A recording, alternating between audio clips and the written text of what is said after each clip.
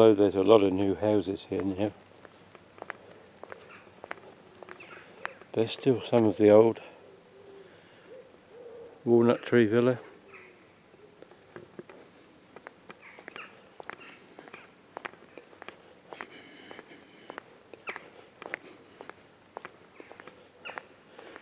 Holly Cottage.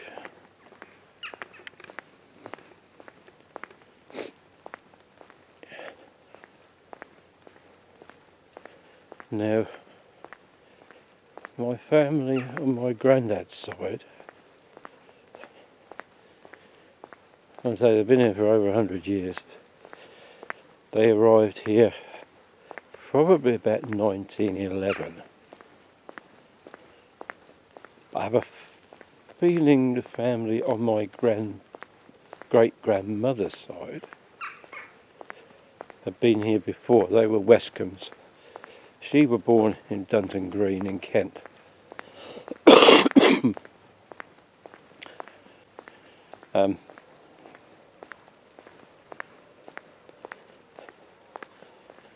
But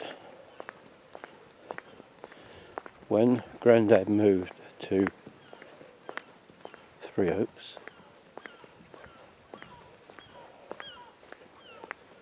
and this is an awkward one, this, because I don't want to invade people's privacy, but there's St Mary's Cottages.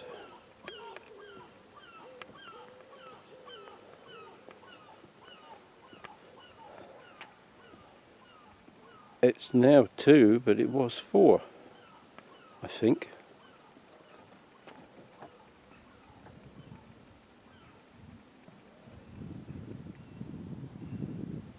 No, that's got me going. No, I don't think it was 4, was it? No, maybe it was only ever the 2. I don't know why I should think it was 4, but my granddad's family lived in the M1, and Mrs. Baker lived in the first one here, and that was where we used to come to see the lady, born Maud, but adopted the Sussex name of Moddit. And I don't know if you can see their little shed in the garden there. That stands roughly on the spot where the outside toilet was. And that was where my family, I see they built a little wall between, because we used to go down here and walk along the wall, walk along through behind. Yes, it probably has only ever been 2 cottages, I guess. Time for a few quick photos. Here's Mrs. Baker from number 2 and my great-gran, number 4. There's my great-granddad. Don't know what he's doing there, something for charity perhaps. He looks a bit gone. Here he is again in his orchard with Auntie Cass and Auntie Vera. And here's my great-gran again with me and my sister. And the final photograph is outside the door of number 4. There's my great-gran with Auntie Cass, Uncle Nobby, and I think the gentleman is Ron Firminger. It's definitely not Compo.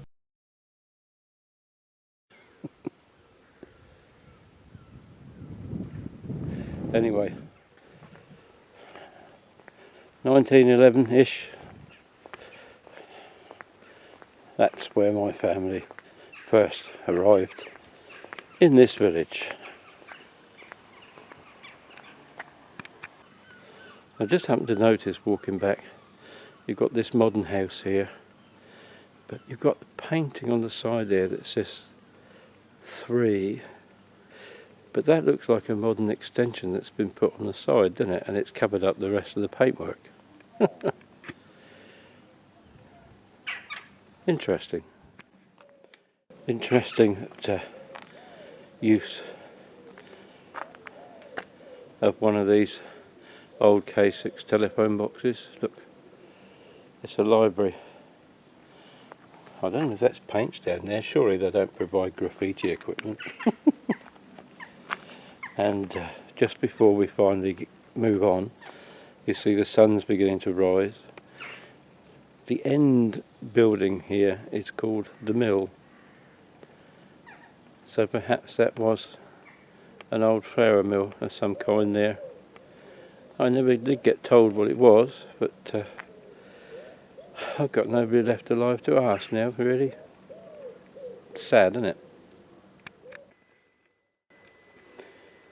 The old chapel, hiding behind a thick hedge.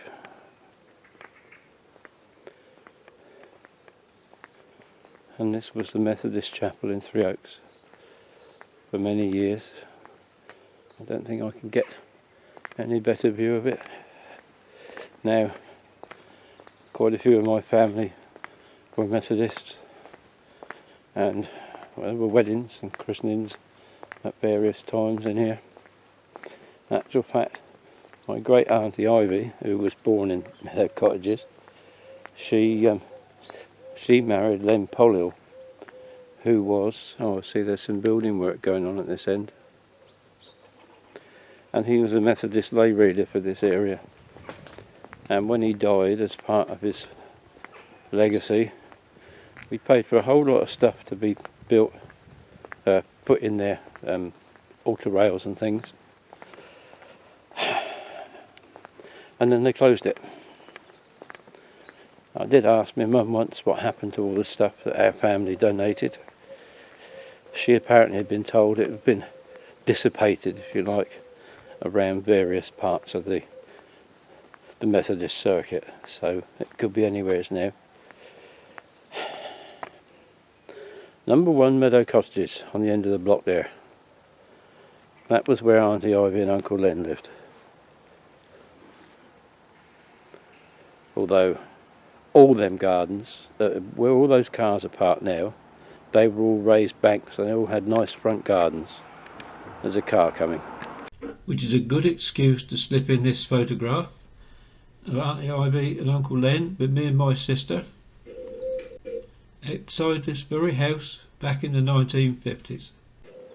I don't want to dwell on it too long, but there is number 4 Meadow Cottages. That's where my mum was born. And here's Gran and Grandad with my mum at the front door of that very house as it was in 1931.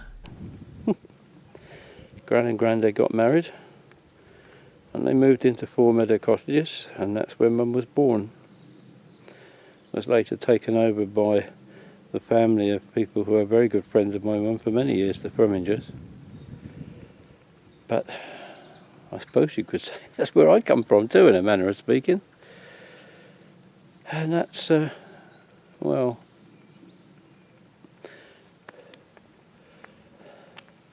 there's one more property that we need to show you as we get further up here. But this farm on the right, just up here, right up on the top of the hill there, it's a gate. My mum said to me that it was at one time owned by Alfie Bass, who was famous for a lot of people as Bootsy in Bootsy and Snudge and the Army Game. Later went on to become a musical singer. So there you go, on to the next property and out to the end of the village. It always was a quiet place, still is a quiet place, but a lot of the old cottages and things have gone now, and modern buildings in their place. There were a couple of older properties up here that I seem to remember, yes. I mean, obviously I didn't know its name, but New Poplar being one. Here we go. And, well,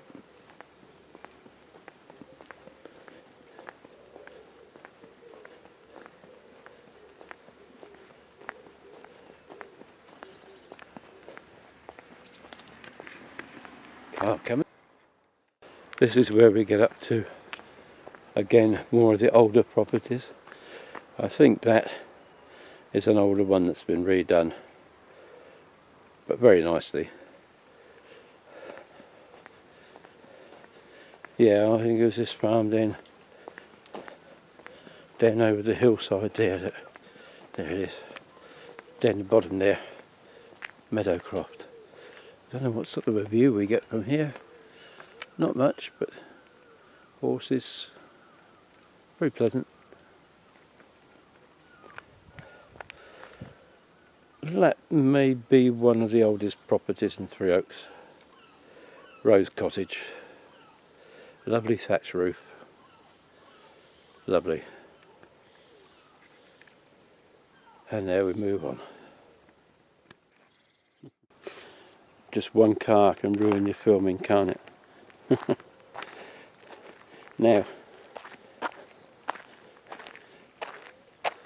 that is more like how things were.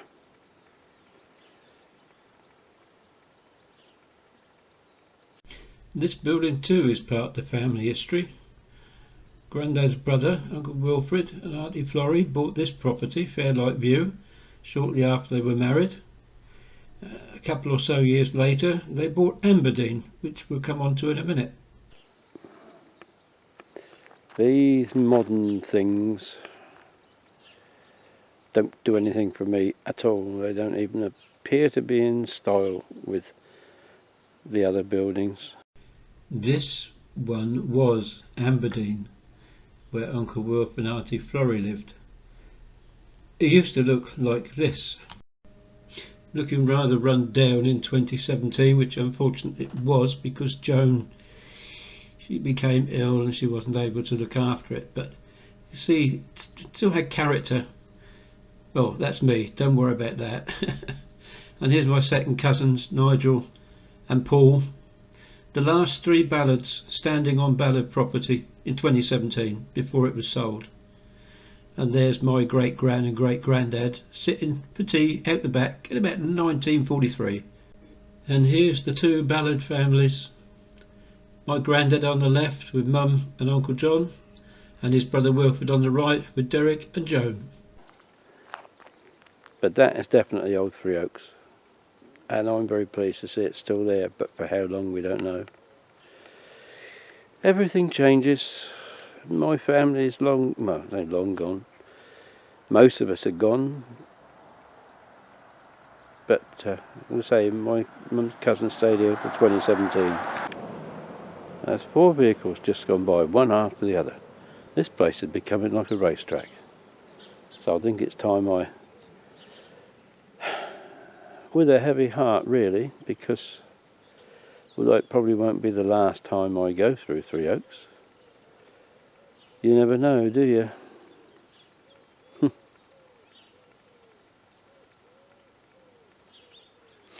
But this village was where the Ballard family spent many years in one shape or form.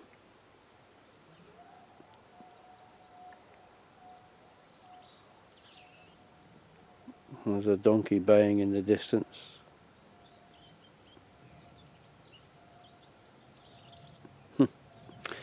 I'm happy to have reminisced in the village, but on the other hand, I am sad. I'm the only one that's left down this area, and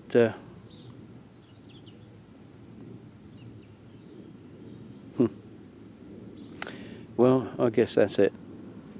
I better not say any more because I'm beginning to get quite emotional now. So there's another bit of my autobiography for you, where I come from, what I'm about, where my family come from. Great shame I can't trace my dad's family, but that's one of those things. Thank you for listening to me drone on, but I hope you found this little personal story interesting. Next time, please join me as I seek out family graves in Guesting Churchyard on a lovely sunny morning. Well, 2 sunny mornings.